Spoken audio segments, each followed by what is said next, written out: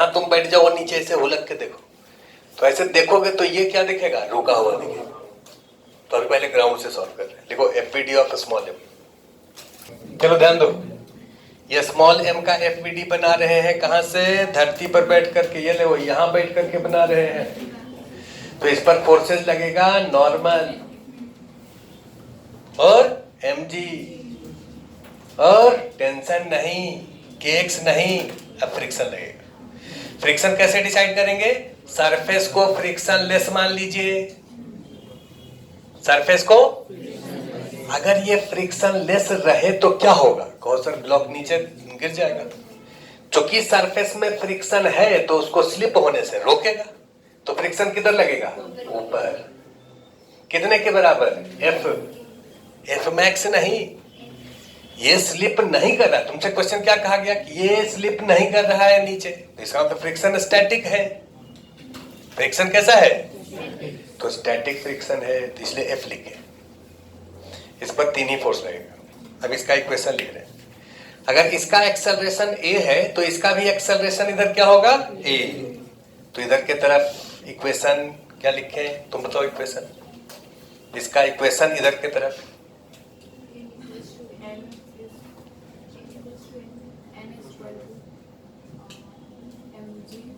n equal to M. अगर लिख देते हैं, क्या करें जरा सब लोग देख लो, n इक्वल टू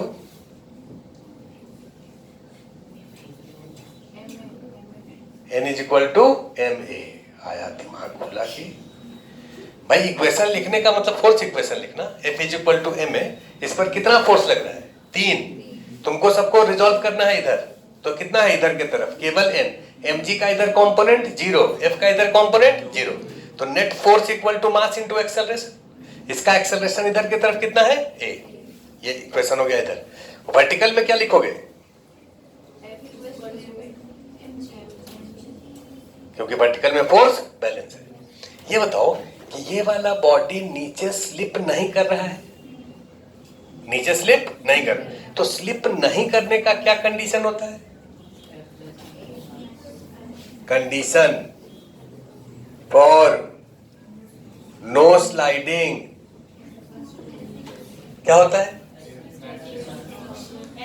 ये ब्लॉक जो है इस सरफेस पर स्लिप कब नहीं करेगा, जब फ्रिक्शन स्टैटिक रहेगा। कब नहीं करेगा, तो फ्रिक्शन स्टैटिक है का मतलब friction less than F max है। स्टैटिक कब होगा, जैसे मैक्सिमम फ्रिक्शन अगर 8 न्यूटन है, दूसरा एग्जांपल में मैक्सिमम फ्रिक्शन कितना था, 8 न्यूटन, और फ्रिक्शन अगर 1 लग रहा है या 2 लग रहा है या 3 लग रहा है, तो स्टैटिक है ना। लेकिन 9 तो फ्रिक्शन हो ही नहीं सकता, तो जब फ्रिक्शन मैक्सिमम से कम है तो वो स्टैटिक होगा। फ्रिक्शन मैक्सिमम से कम है तो क्या होगा, स्टैटिक। और स्टैटिक फ्रिक्शन अगर लग रहा है मतलब वो स्लिप करने नहीं दे रहे, तो ये नीचे स्लिप नहीं करेंगे, उसका कंडीशन है friction less than F max. Friction कितना निकाले हो, mg less than F max कितना है, mu into N. F max कितना है और n कितना है, m से m कैंसिल, a greater than g by mu. अगर एक्सेलरेशन g बाई म्यू से ज्यादा है तो स्लाइडिंग नहीं होगा। ये किसका कंडीशन है, नहीं स्लाइडिंग होने का। किसका है, तो एक्सेलरेशन का value g by, suppose g by mu का वैल्यू 5 आया, 5। इसका एक्सेलरेशन अगर 6 है तो ये स्लिप नहीं करेगा, 7 है स्लिप नहीं करेगा, 10 है स्लिप नहीं करेगा, और बढ़ाते जाओ स्लिप नहीं करेगा। अगर g बाई म्यू है तो ये on the verge of slipping है, और इससे अगर कम कर दोगे तो ये स्लिप कर जाएगा। तो तुमसे क्या पूछा गया कि मिनिमम ए क्या है जिससे कि स्लिप नहीं करे, क्या पूछा गया, मिनिमम ए मिनिमम ये कितना होगा, g बाई म्यू। अगर इससे कम करोगे तो क्या होगा, नीचे स्लिप करेगा। ये आंसर। सेकेंड मेथड में आपको एफबीडी बनाना है स्मॉल एम का इन कैपिटल एम फ्रेम। अभी ग्राउंड से नहीं देख रहे, अभी कहां से देख रहे हैं, कैपिटल। यहां पर बैठ करके इसको देखें, चूंकि क्वेश्चन में कहा गया है कि ये ब्लॉक स्लिप नहीं कर रहा है, मतलब यहां से देखेंगे तो ये रुका हुआ दिखेगा। कैसा दिखेगा? रुका हुआ। लेकिन एफपीडी ऐसा नहीं होगा, एफपीडी में थोड़ा चेंज होगा। अब एफपीडी में कौन सा फोर्स बढ़ जाएगा? इधर के तरफ मास इनटू एक्सेलरेशन। अब यहां से देखेंगे तो इस पर नेट फोर्स बैलेंस है, मतलब इधर फोर्स बराबर इधर force, N equal to M A, ऊपर फोर्स बराबर नीचे force, F is equal to M G. Equation same रहेगा। कंडीशन नहीं स्लिपिंग का दुनिया में एक ही होता है, पूरे फिजिक्स में स्लिप नहीं करने का एक ही कंडीशन कि फ्रिक्शन मैक्सिमम से कम होना चाहिए। तो फ्रिक्शन मैक्सिमम से कम होना चाहिए, फ्रिक्शन आप निकाल दिए, फ्रिक्शन अलग है और मैक्सिमम फ्रिक्शन अलग है, तो आप फ्रिक्शन निकालें, इसको रखें, मैक्सिमम फ्रिक्शन आपको पता है, इससे रिलेशन आया, ये ए मिनिमम होगा। ये कैलकुलेशन तो सेम ही होगा, केवल एफपीडी चेंज करेगा। अच्छा, पुलिंग आसान होता है कि पुशिंग आसान होता है? खींचना आसान है कि ढकेलना आसान है?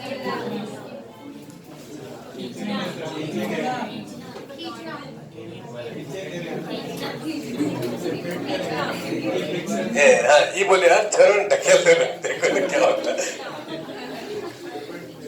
वैसे फिजिक्स के हिसाब से खींचना आसान है, ढकेलना मुश्किल है। Pulling is easier than pushing, इसको प्रूव करना है। देखिए क्वेश्चन, प्रूव दैट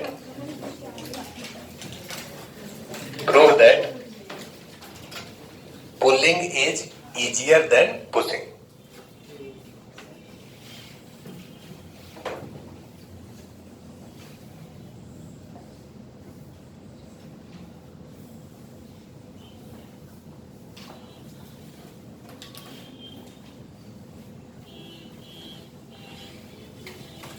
ये एक ब्लॉक है जो कि सरफेस पर रखा है, फ्रिक्शन कोफिशिएंट म्यू है, और इसको हम खींच रहे हैं। खींचने का मतलब खींचना समझते हैं, खींचना और ढकेलना समझते हो ना? ढकेलते हैं हम लोग लाठी से और खींचते हैं हम लोग धागा से। तो ये धागा बांध करके इसको ऐसे खींच रहे हैं और फिर इसी ब्लॉक को लाठी से देखो ढकेल रहे हैं। ये देखो ऐसे ढकेल रहे हैं। ये वाला फोर्स को F2 मान लेते हैं। ढकेलने वाला फोर्स कितना है? F2। और खींचने वाला फोर्स कितना है? F1। दोनों सेम एंगल पर लग रहा है। ये थीटा पर लगाए हैं, इसको भी हॉरिजॉन्टल से कितना पर लगाए हैं? थीटा पर। उसको हॉरिजॉन्टल से कितने पर? थीटा पर। इसको भी थीटा पर। सेम ब्लॉक पर, सेम सरफेस पर, सब कंडीशन सेम न होना चाहिए। अब हम लोग कैलकुलेट कर रहे हैं, F1 कम होगा, F2 ज्यादा होगा। ये जो ब्लॉक है इसको हम खींचना चाहते हैं तो F1 फोर्स लगाए। इस F1 का क्या वैल्यू होगा? सो देखो, इसको जो हम खींच रहे हैं तो इसको जस्ट स्लिप करवा लें। जस्ट स्लिप करने का क्या मतलब? कि एक्सेलरेशन जीरो। जस्ट स्लिप करने का मतलब एक्सेलरेशन जीरो, और ये फ्रिक्शन जो है वो मैक्सिमम लगेगा, क्योंकि ये स्लिप जस्ट करने वाला मतलब friction on the verge of slipping होगा। तो वो कौन कौन सा फोर्स इस पर लगेगा? सो देखो, ये तो एक्सटर्नल फोर्स F1 है, बाकी फोर्सेज में नॉर्मल, इसका वेट mg और फ्रिक्शन इधर। और चूंकि ये just on the verge of slipping है, मतलब फ्रिक्शन क्या होना चाहिए? Fmax। इधर फ्रिक्शन क्या होना चाहिए? Fmax। इसका एक्सेलरेशन इधर कितना है? जीरो। एक्सेलरेशन कितना है? जीरो। अब इसका हम लोग इस तरह की इक्वेशन लिख रहे हैं, इधर के तरफ फोर्स बैलेंस रहेगा क्योंकि एक्सेलरेशन जीरो है। तो F1 का इधर कंपोनेंट होगा F1 cos थीटा, और इधर के तरफ होगा Fmax, और Fmax कितने के बराबर? म्यू इंटू n, और n का वैल्यू कितना होगा? mg minus F1 sine theta. mg minus F1 sine theta. ये अगर किसी को समझ नहीं आया तो देखो, F1 का इधर कंपोनेंट है F1 cos थीटा, और इधर कंपोनेंट है F1 साइन थीटा। वर्टिकल में ये मूव नहीं कर रहा है, तो n plus F1 sine theta कितने के बराबर?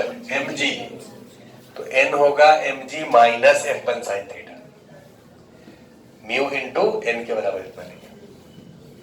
अब देखो इधर म्यू mg को छोड़ दो, म्यू f1 साइन थीटा को इधर ले आओ, तो f1 cos थीटा, और ये इधर आएगा तो क्या होगा प्लस म्यू साइन थीटा। तो f1 हो गया mu mg by cos theta plus mu sine theta. ये मिनिमम फोर्स ऑफ पुलिंग है, इससे ज्यादा फोर्स लगाएंगे तो क्या होगा, ये एक्सेलरेट कर जाएगा। क्या होगा, एक्सेलरेट कर, जैसे ज्यादा फोर्स लगाएंगे एक्सेलरेशन इसका बढ़ता जाएगा। मिनिमम इतना लगाएंगे तो ये स्टार्ट कर देगा चलना, ये स्लिप करना शुरू कर देगा विथ जीरो एक्सेलरेशन। देखिए क्या, देखो फिर से ये जो ब्लॉक है ये इस सरफेस पर रखा है, फ्रिक्शन कोफिशिएंट सेम है, इसको हम F2 से ढकेल रहे हैं सेम एंगल पर। ये वाला ढकेलने वाला फोर्स है, इसलिए इसको पुशिंग फोर्स कर रहे हैं। बाकी फोर्सेज में लगेगा नॉर्मल mg और इधर की तरफ फ्रिक्शन, क्योंकि इसका एक कंपोनेंट इधर होगा जिसके कारण ये इधर स्लिप करना चाहेगा तो फ्रिक्शन उसको अपोज करेगा, तो फ्रिक्शन इधर की तरफ लगेगा। और चूंकि ये just on the verge of slipping है, जस्ट स्टार्ट किया स्लिप करना का मतलब फ्रिक्शन क्या होगा, मैक्सिमम, और एक्सेलरेशन क्या होगा, जीरो। जस्ट स्टार्ट करने का मतलब होता है एक्सेलरेशन जीरो और फ्रिक्शन मैक्सिमम। तो इसका एक्सेलरेशन इधर की तरफ जीरो है। इधर की तरफ इक्वेशन लिख रहे हैं इस डायरेक्शन में, बोलो f का component f cos theta, f का इधर कंपोनेंट f cos थीटा कितने के बराबर, f मैक्स। देखो समझ आया। और f मैक्स कितना होगा, म्यू इंटू n। एक बार में n लिख दे, नहीं छोड़ो एक बार में लिख दे। यह है f2 cos थीटा और इसका नीचे के तरफ कंपोनेंट होगा f2 sin थीटा। तो इधर हो गया f2 cos theta equal to f max mu into n, n का वैल्यू होगा mg plus f2 sin theta. कितना होगा, mg प्लस, वहां पर कितना था, mg minus f1 sin theta, वहां माइनस था यहां प्लस है। म्यू mg को रहने दीजिए और म्यू f2 sin थीटा को इधर ले आइए, तो f2 कॉमन हो जाएगा, cos theta minus mu sin theta. f2 का वैल्यू हो जाएगा mu mg by cos theta minus mu sin theta.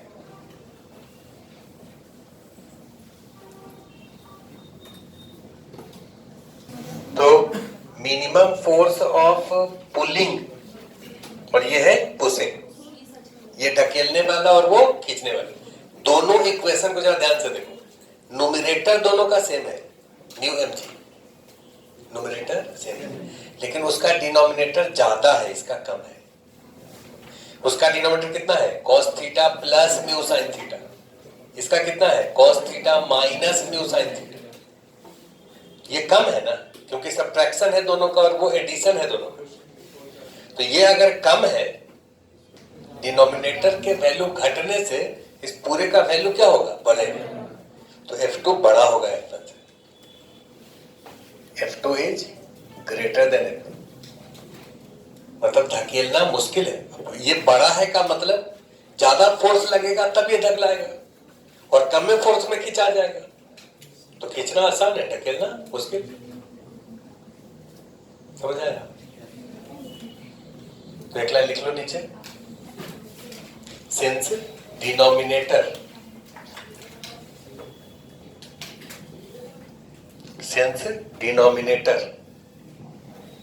Of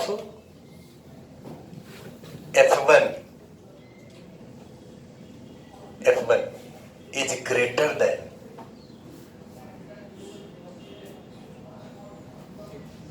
is greater than that of F2,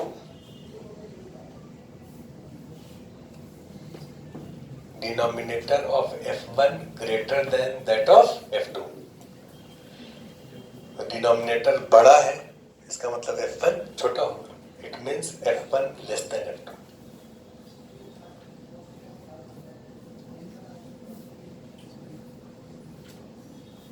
F1 less than F2। Basically बात वही हो रहा है कि जब आप खींचते हैं, ध्यान देना, जब आप इसको खींचते हैं तो इसका एक कंपोनेंट ऊपर हुआ जो कि नॉर्मल को कम कर देता है। एक्चुअल नॉर्मल कितना है? अगर नहीं खींचोगे तो एक्चुअल नॉर्मल कितना है? mg के बराबर। लेकिन जब आप इधर के तरफ खींचे हैं तो एक कंपोनेंट ऊपर हो गया और एक कंपोनेंट हॉरिजॉन्टल है। ये वाला कंपोनेंट तो रिस्पॉन्सिबल है इसको खींचने के लिए, और ये वाला कंपोनेंट रिस्पॉन्सिबल है नॉर्मल को कम करने के लिए। तो नॉर्मल कम होगा तो फ्रिक्शन कम न हो जाएगा, बोलो ना। और फ्रिक्शन कम हो जाएगा तो ये जो है इसको स्लिप कराना आसान हो जाएगा, क्योंकि स्लिपिंग के अपोजिट में फ्रिक्शन लग रहा है। तो ये वाला फोर्स घट जाएगा क्योंकि नॉर्मल घट गया, क्योंकि फ्रिक्शन का मैक्सिमम वैल्यू घट गया। इसमें फ्रिक्शन का मैक्सिमम वैल्यू कितना है? म्यू इंटू एन, और एन कितना है? mg minus this. इसमें फ्रिक्शन का मैक्सिमम वैल्यू कितना है? म्यू इंटू एन, और एन कितना है? mg plus this. तो एन ज्यादा है ना इसमें, तो इसमें फ्रिक्शन ज्यादा ना लगा। तो फ्रिक्शन जब ज्यादा लगेगा तो उसको ढकेलने के लिए फोर्स भी ज्यादा चाहिए, बोलिए। तो आगे से आप ऐसे कह सकते हैं कि पुलिंग के केस में नॉर्मल का पुलिंग के केस में एक्सटर्नल फोर्स का कंपोनेंट जो ऊपर होता है वो नॉर्मल को घटा देता है, और पुशिंग के केस में एक्सटर्नल फोर्स का जो कंपोनेंट नीचे होता है वो नॉर्मल को बढ़ा देता है।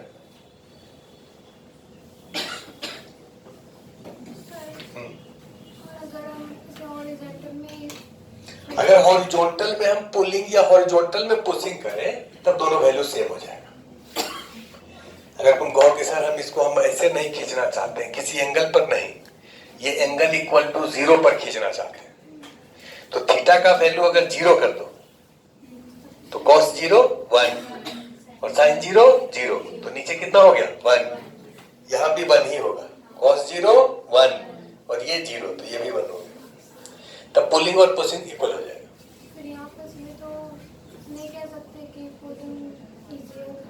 Pulling is equal to pushing, easier नहीं, दोनों सेम मैग्नीट्यूड का हो जाएगा।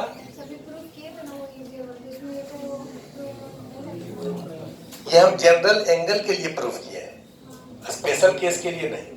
इसमें स्पेशल केस तुम नोट करके नीचे लिखो। ये जो F2 है,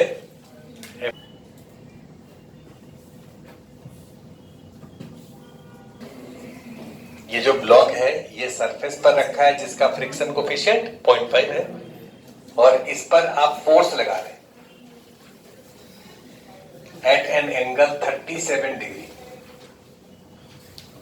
तो मिनिमम कितना फोर्स होगा जिससे कि ये ब्लॉक स्लिपिंग शुरू कर दे?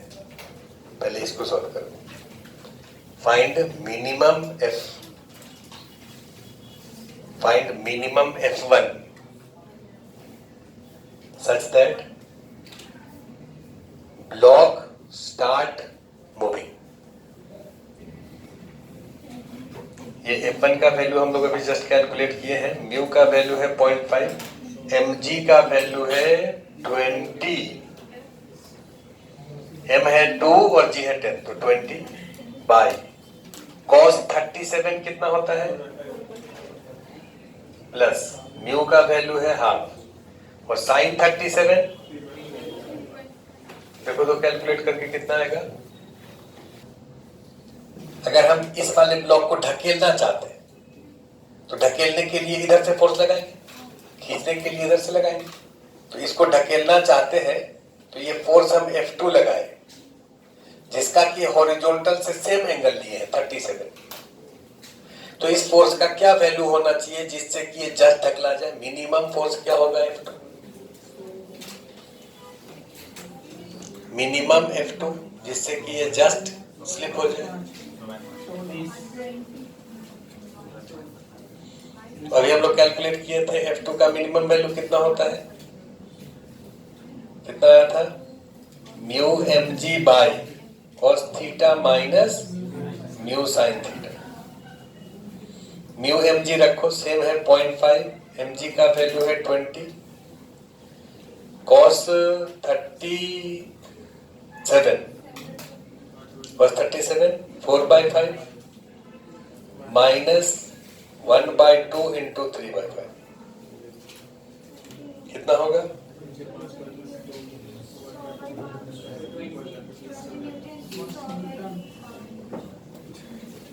ट्वेंटी आ गया। देखो तो कौन बड़ा है, 20 की 100/11? अरे 100/11 10 से भी कम होगा, है ना, 10 से कम है, और ये 20 उससे दुगना है। ये इसको खींचने के लिए इतना फोर्स चाहिए 10 न्यूटन अप्रोक्सीमेटली, और ढकेलने के लिए 20 न्यूटन चाहिए। बड़ा लगा ना, ये तो प्रूफ करना था।